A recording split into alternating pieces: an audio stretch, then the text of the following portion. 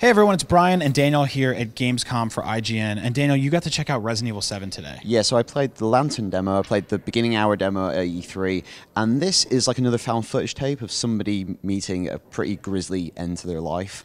But importantly, what's really interesting is it's still not the main game.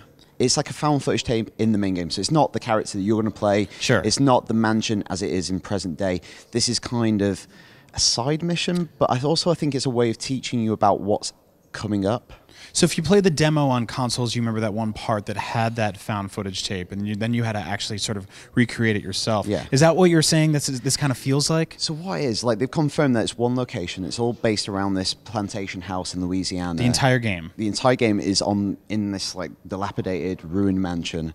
It's very like a good contrast to the original Spencer mansion, which had marble floors. This is like a wooden shack, but it's huge and sprawling. And I think it's a way of kind of, you find these tapes and you'll see a different part of the mansion, like maybe as it was 10 years ago. Sure. And then you get to it later on. So it's kind of like you double back on yourself. That's very interesting because I do like the idea of it keeping its pace in like a singular setting. Yeah.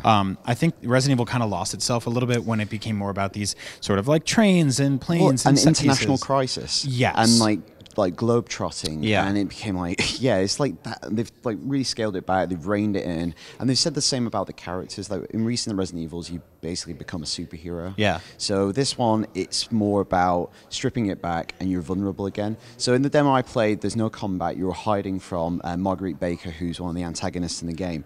But they also confirmed to me today in an interview that there is combat in the game. There are guns, but you're going to have like 8 shells. Right.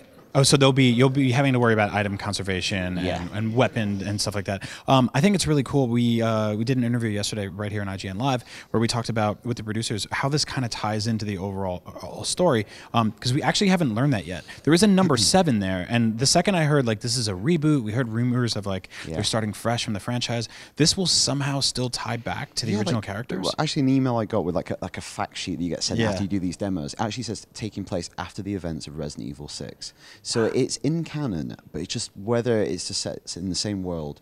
I doubt whether Umbrella Corp will be heavily involved. There might be references to it, but I think it's just another spooky thing happening in the same universe. So yeah, that's Resident Evil 7. We're finding out more every single day, and even right here at Gamescom, there's more secrets to unearth. So we'll be sure to let you know when we find them. That's Resident Evil. I'm Brian, this is Daniel, and for Gamescom, IGN, the place to be. Stay tuned.